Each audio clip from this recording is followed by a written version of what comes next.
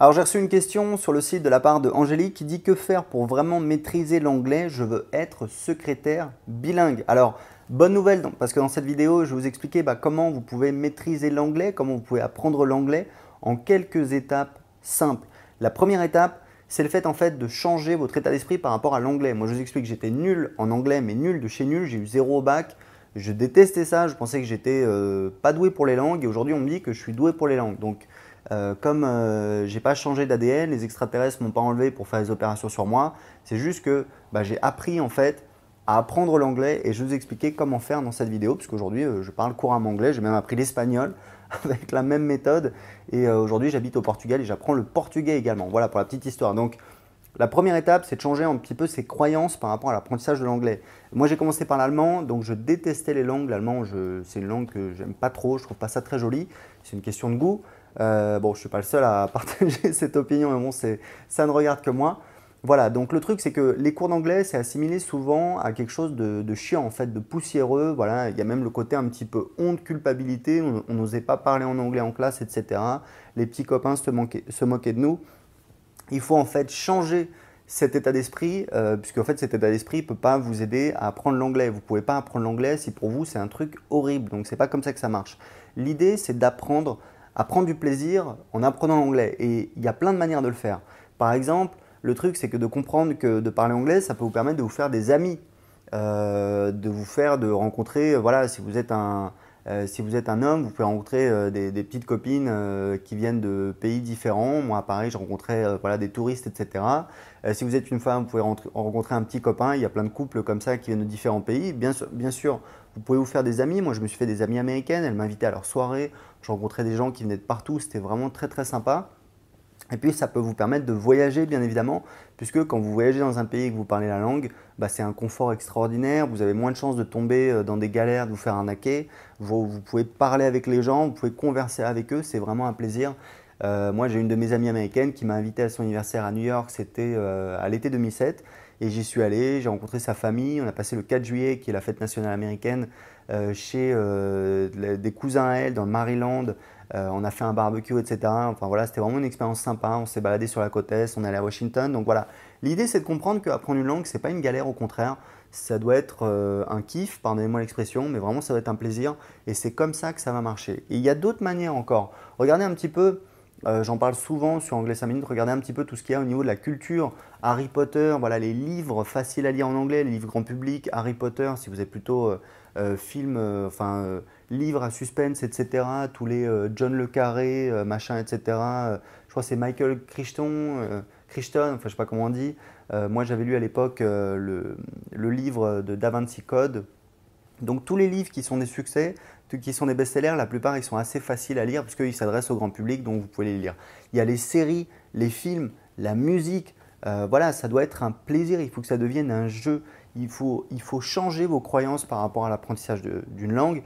Et justement, je vous donne des conseils sur Anglais 5 minutes pour apprendre l'anglais facilement et pour le faire en prenant de plaisir. D'ailleurs, vous pouvez vous inscrire pour recevoir mes conseils par email gratuitement en vous inscrivant en dessous de cette vidéo. Donc la première étape, c'est de prendre du plaisir.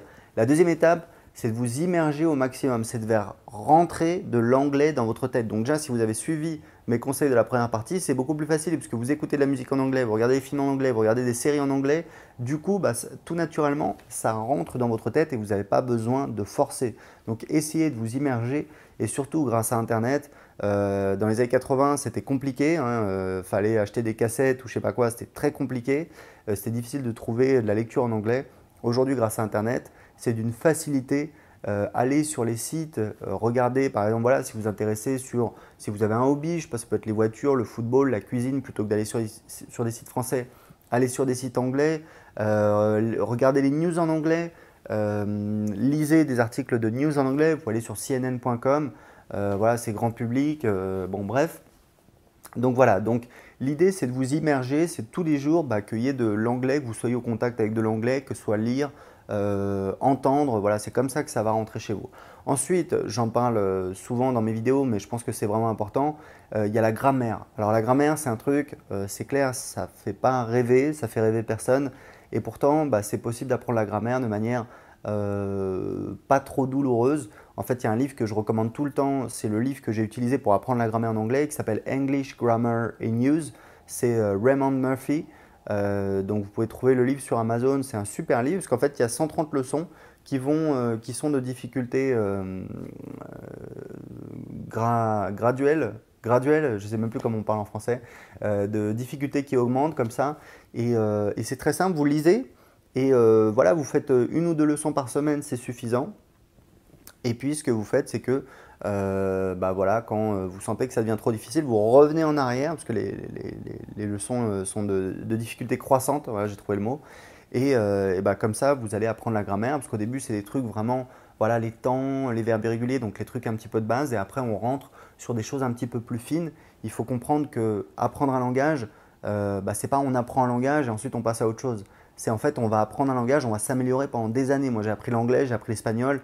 J'ai été surpris de constater que même en anglais, 7 ans après avoir commencé à apprendre l'anglais, bah, je découvrais toujours un truc nouveau. Je me disais, bah mince, ça je le disais mal ou je le faisais pas bien.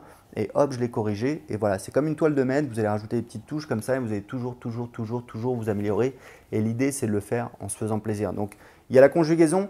Une fois que vous avez un petit peu de tout ça, donc que vous prenez du plaisir, que vous vous immergez au quotidien dans l'anglais, c'est vraiment important. Vous pouvez faire des jeux sur votre smartphone en anglais, regarder des applications en anglais. Voilà, il y a plein de choses, les films, les documentaires.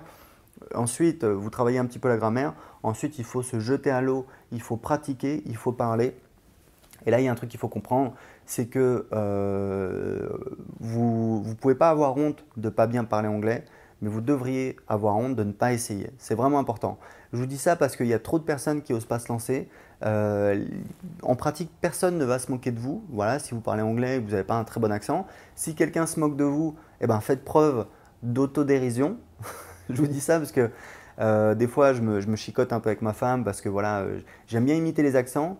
Voilà, les accents en espagnol, en anglais, même si je le fais mal, ça me fait rigoler, je trouve ça rigolo d'essayer. Et des fois, je limite en fait elle quand elle parle en français ou en anglais, et elle le prend mal et il n'y a aucune raison, c'est pas méchant, c'est vraiment juste parce que voilà, ça me fait rigoler d'essayer d'imiter les accents. Et donc voilà, il faut faire preuve d'autodérision, le prenez pas mal. Il faut vraiment essayer en pratique, à part moi, et je suis vraiment idiot et je m'excuse, personne ne va se moquer de vous. Et il faut comprendre un truc, c'est que pour revenir un petit peu à la question d'Angélique au départ, c'est que pour parler anglais, pour apprendre l'anglais, vous n'avez pas besoin de parler parfaitement anglais.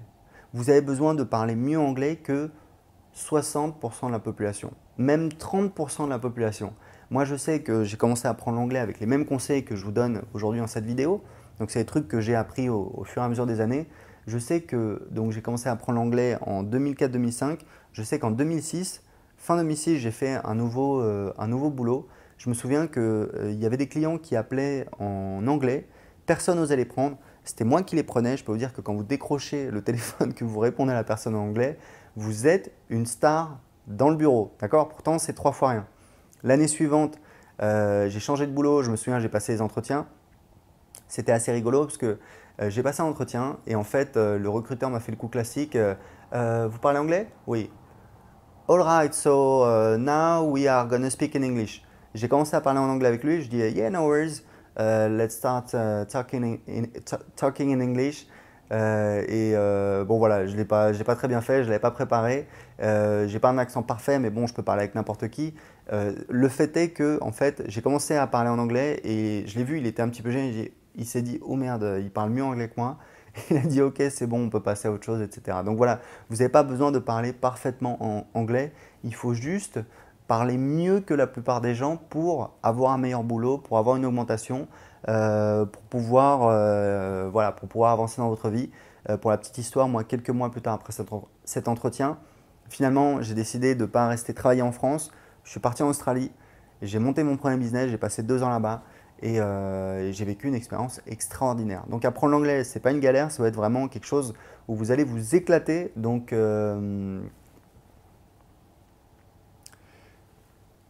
Angélique, Christelle, je ne sais plus, bref, excusez-moi. Voilà, donc pour répondre à ta question, fonce, fais-toi plaisir et tu peux vraiment y arriver. Parler anglais, je sais que j'avais lu un livre, voilà, pour terminer là-dessus, j'avais lu un livre il y a 10 ans qui m'a aussi poussé à apprendre l'anglais. C'était un livre sur comment gagner plus d'argent et un des 2 conseils du livre, c'était parler anglais parce que c'est à la portée du premier imbécile venu. Et ça m'a piqué au vif, je me suis dit, oh, moi je suis pas le premier imbécile venu, enfin tout le monde pense ça en fait de lui, c'est normal. Et ça m'a poussé à apprendre l'anglais et je vous le dis aujourd'hui, 10 ans plus tard, je parle anglais, je parle espagnol d'ailleurs.